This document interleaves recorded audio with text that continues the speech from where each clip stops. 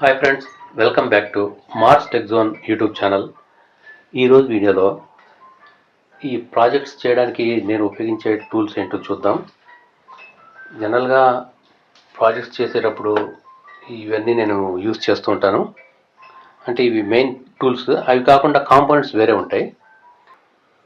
ఈ టూల్స్లో ఈ మెయిన్గా యూజ్ చేసేటువంటి ఈ మీటర్స్ కానివ్వండి, అంటే ఇవన్నీ multimeters and voltmeters, ampere meters ఇవన్నీ ఉంటాయి. ఇవన్నీ టూల్స్ అనమాట. టూల్స్లో అంటే నేను 3 రకాలుగా ఇక్కడ డివైడ్ చేసి పెట్టుకున్నా. ఎలాగంటే ఉన్నాయి కదా, ఇందులో ఈ చిన్న చిన్న స్క్రూస్ కానీ అవి వాటిని హ్యాండిల్ చేయడం కోసం ఇవి యూజ్ చేస్తాను అనమాట.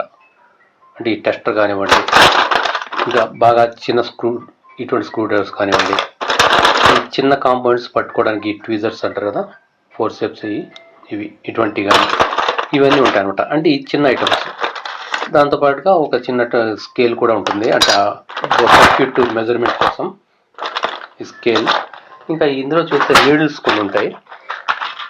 ఇందులో ఈ రకరకాల నీడిల్స్, అంటే ఒక్కోసారి ఈ సర్క్యూట్ బోర్డ్స్లో కాంపౌండ్స్ కోసం హోల్ కావాలన్నా కానీ వాటి గురించి యూజ్ చేస్తే ఇంకా అనేక రకాలుగా ఉపయోగపడతాయి.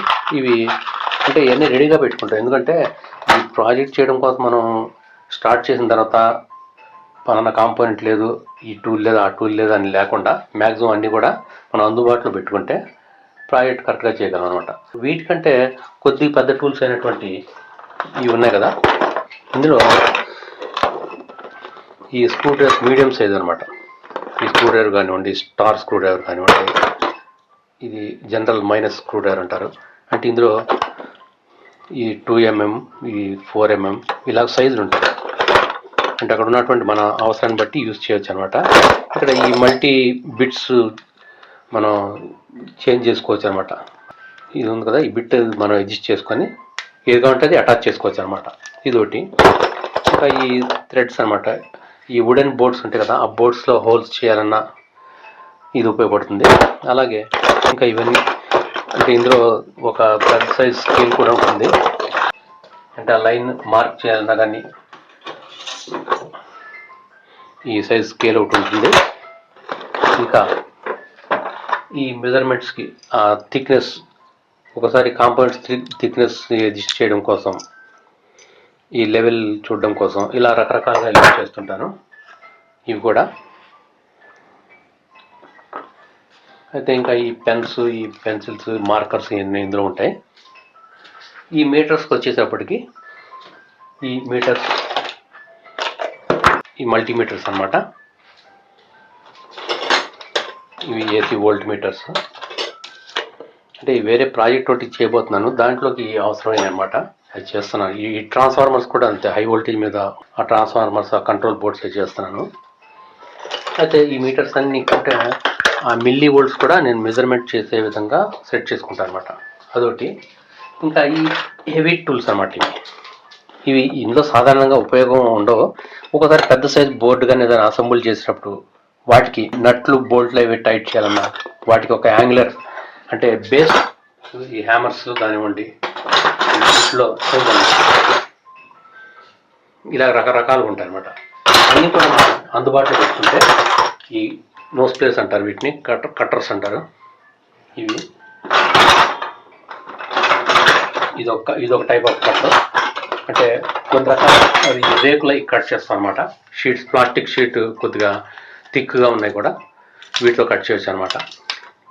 ఈ సైజులో అనమాట ఇవి. అయితే ఈ విధంగా ఉంటుంది. అయితే ముఖ్యంగా చెప్పేది ఏంటంటే, ఏదైనా ప్రాజెక్ట్ చేయాలనుకున్నప్పుడు, అంటే జనరల్గా ఇప్పుడు అంటే ప్రాజెక్ట్స్లో చాలా రకాలుగా ఉంటాయి. వర్కింగ్ మోడల్ అంటారు. ఇంకా ఇన్నోవేటివ్గా ఉండేటువంటి ఒక ఇన్వెన్షన్ లాగా చేయడం అనమాట. అంటే ఇన్స్పిరేషన్. అంటే ఏదన్నా ఒక బర్నింగ్ టాపిక్ ఏంటి, రీసెంట్గా ఏమైనా సిచ్యువేషన్స్ జరిగినాయా, ఏమైనా ప్రమాదాలు కానీ ఏమైనా జరిగినాయా, లేకపోతే మనం ఎదుర్కొనేటువంటి సమస్యలో వాటర్కి సంబంధించి కానివ్వండి, ఈ పొల్యూషన్ సంబంధించి కానివ్వండి, ఇలాగా అనేక రకాలుగా ఉంటాయన్నమాట. వాటిల్లో మంచిది ఒకటి మనం సెలెక్ట్ చేసుకొని దాని మీద కొంత గ్రౌండ్ వర్క్ చేయడం, అంటే వాటి గురించి తెలుసుకొని ఆ ప్రాబ్లమ్ని మనం ఐడెంటిఫై చేసి దానికి రెమెడీ కనిపెట్టడం అనమాట. ఒక ప్రాబ్లమ్ని మనం చూసాం, దానికి సొల్యూషన్ ఏంటి అన్నది మన తరపు నుంచి మనకు వచ్చిన థాట్ని మనం ఒక ప్రాజెక్ట్ రూపంలో దాన్ని ప్రజెంట్ చేయడం అనమాట. అయితే ఈ ప్రాజెక్ట్ రూపంలో మనం ప్రజెంట్ చేసేటప్పుడు ముఖ్యంగా మనం చూసుకోవాల్సింది ఏంటంటే, ఫస్ట్ దానికి నేమ్ అనమాట. ఆ ప్రాజెక్ట్కి మంచి నేమ్ అనేది మనం సూట్ అయ్యేలాగా సెలెక్ట్ చేసుకోవాలి. నెక్స్ట్ ఆ ప్రాజెక్ట్కి దాని ఉద్దేశం ఏంటి, అసలు ఏ ప్రాబ్లంకి సంబంధించి ఆ ప్రాజెక్ట్, దాని ఉద్దేశం ఏంటి. ఆ తర్వాత ఆ ప్రాజెక్ట్ చేసేటప్పుడు దాని అపిరెన్స్, ఒక ఇన్నోవేటివ్ ప్రాజెక్ట్ చేస్తామంటే చూడడానికి కూడా లుక్ కూడా బాగుండాలి. ఎందుకంటే సాధారణంగా కొంతమంది ప్రాజెక్ట్స్ చేస్తుంటారు, అంటే చాలా ఇన్నోవేటివ్గా కూడా బాగా ఆలోచిస్తుంటారు, కొత్త ఇన్వెన్షన్స్ కూడా చేస్తుంటారు, కానీ వాళ్ళు కొన్ని పాయింట్లు మిస్ అవుతుంటారు. ఇది వాళ్ళు చేసినటువంటి ఎంత పెద్ద గొప్ప ప్రాజెక్ట్ అయినా కానీ సరైన నేమ్ అనేది, దాని టైటిల్ సెలెక్ట్ చేసుకోలేకపోవడం, దాన్ని ప్రజెంట్ చేసేటప్పుడు, దాన్ని కన్స్ట్రక్ట్ చేసేటప్పుడు మంచి అపీరెన్స్తో చేయలేకపోవడం. ఇంకోటి ఏంటంటే ఆ వర్కింగ్ మోడల్, వీడు చెప్పినటువంటి పాయింట్స్ అందులో వర్కింగ్ మోడల్లో చూపించగలగాలి. అదొకటి, అంటే అది ప్రాక్టికల్గా ప్రూవ్ చేయగలగాలి. నెక్స్ట్ దాన్ని అసెంబుల్ చేసిన ఆ పార్ట్స్ కానీ, ఆ ప్రాజెక్ట్ సంబంధించినటువంటి కొన్ని రకాలవి అందులో యాడ్ చేస్తారు కదా, ఏవైనా సర్క్యూట్స్ కానివ్వండి, ఆ కాంపోనెంట్స్, మెకానికల్ డివైజెస్ కానివ్వండి, అవన్నీ కలిపి ఒక ప్రాజెక్ట్ చేసేటప్పుడు అందులో అసెంబుల్ చేయడం, ఆ వైర్ కనెక్షన్స్ కానివ్వండి, చూడడానికి కొద్దిగా నీట్గా ఒక ఆర్డర్లో ఉండేలాగా చేసుకోవాలన్నమాట.